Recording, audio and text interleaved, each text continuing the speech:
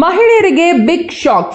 ಬಸ್ಗಳಲ್ಲಿ ಆಧಾರ್ ಕಾರ್ಡ್ ಬಂದ್, ಇನ್ನು ಮುಂದೆ ಈ ಕಾರ್ಡ್ ಕಡ್ಡಾಯ. ಹಾಯ್ ಹಲೋ ನಮಸ್ಕಾರ ವೀಕ್ಷಕರೇ.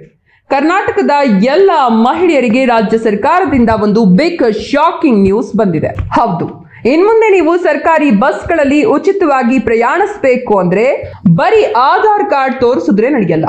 ಆಧಾರ್ ಕಾರ್ಡ್ಗೆ ಬ್ರೇಕ್ ಹಾಕಿ ಸರ್ಕಾರ ಈಗ ಹೊಸ ರೂಲ್ಸ್ ತಂದಿದೆ.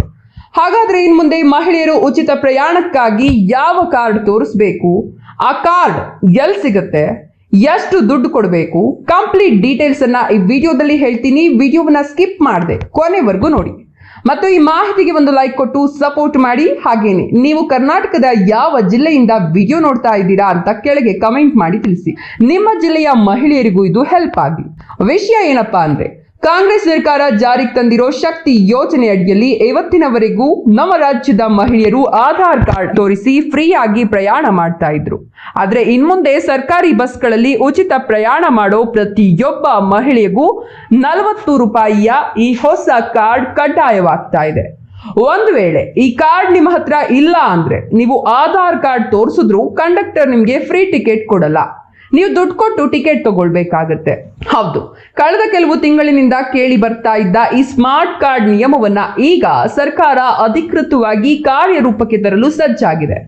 ನಿಮಗೆ ಗೊತ್ತಿರಬಹುದು, ರಾಜ್ಯದಲ್ಲಿ ಗ್ಯಾರಂಟಿ ಯೋಜನೆಗಳನ್ನ ಹಂತ ಹಂತವಾಗಿ ಪರಿಷ್ಕರಣೆ ಮಾಡಲಾಗ್ತಾ ಇದೆ. ಮೊದಲು ಗೃಹಲಕ್ಷ್ಮಿ, ಆಮೇಲೆ ಗೃಹ ಜ್ಯೋತಿ ಯೋಜನೆಗೆ ಹೊಸ ರೂಲ್ಸ್ ತಂದ ಸರ್ಕಾರ ಈಗ ಉಚಿತ ಬಸ್ ಪ್ರಯಾಣದ ಕಡೆ ಕಣ್ಣು ಹಾಕಿದೆ. ಅನರ್ಹರನ್ನ ಗುರುತಿಸೋಕೆ ಈ ಹೊಸ ಪ್ಲಾನ್ ಮಾಡಿದೆ. ಇದೀಗ ಕರ್ನಾಟಕ ಸರ್ಕಾರವು ಶಕ್ತಿ ಯೋಜನೆಯನ್ನ ಡಿಜಿಟಲೈಸ್ ಮಾಡಲು ಸ್ಮಾರ್ಟ್ ಕಾರ್ಡ್ ವ್ಯವಸ್ಥೆಯನ್ನ ತರ್ತಾ ಇದೆ.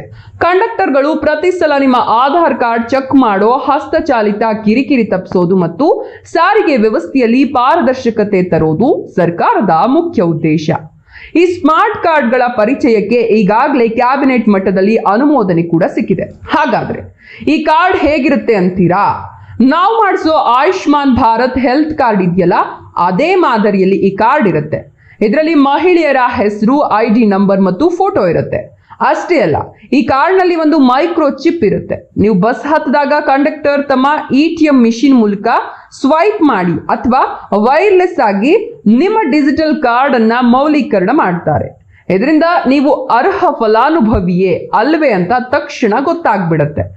ಈ ಸ್ಮಾರ್ಟ್ ಕಾರ್ಡ್ ತಯಾರಿಕೆಗಾಗಿ ಸರ್ಕಾರ ಈಗಾಗಲೇ ಟೆಂಡರ್ ಪ್ರಕ್ರಿಯೆಯನ್ನು ಕೂಡ ಶುರು ಮಾಡಿದೆ. ಮೊದಲ ಹಂತದಲ್ಲಿ ಇದು ಬೆಂಗಳೂರಿನ BMTC ಬಸ್ಗಳಲ್ಲಿ ಪ್ರಾಯೋಗಿಕವಾಗಿ ಜಾರಿಯಾಗಲಿದ್ದು, ಆಮೇಲೆ ಇಡೀ ರಾಜ್ಯಾದ್ಯಂತ ಕಡ್ಡಾಯವಾಗಲಿದೆ. ಸ್ನೇಹಿತರೆ, ಸರ್ಕಾರದ ಈ ಹೊಸ ಸ್ಮಾರ್ಟ್ ಕಾರ್ಡ್ ನಿಯಮದ ಬಗ್ಗೆ ನಿಮ್ಮ ಅಭಿಪ್ರಾಯ ಏನು? ಆಧಾರ್ ಕಾರ್ಡ್ ಬದಲಿಗೆ 40 ರೂಪಾಯಿ ಕೊಟ್ಟು ಈ ಕಾರ್ಡ್ ಮಾಡಿಸೋದು ಸರಿನಾ ತಪ್ಪಾ? ನಿಮ್ಮ ಅನಿಸಿಕೆನ ತಪ್ಪದೆ ಕಮೆಂಟ್ ಮಾಡಿ. ಹಾಗೇನೆ ದಿನಾಲೂ ಬಸ್ಗಳಲ್ಲಿ ಓಡಾಡೋ ನಿಮ್ಮ ಫ್ರೆಂಡ್ಸ್, ರಿಲೇಟಿವ್ಸ್ ಹಾಗೂ ಎಲ್ಲ ಮಹಿಳೆಯರಿಗೂ ಈಗಲೇ ಈ ವಿಡಿಯೋವನ್ನ ಶೇರ್ ಮಾಡಿ, ಅಲರ್ಟ್ ಮಾಡಿ.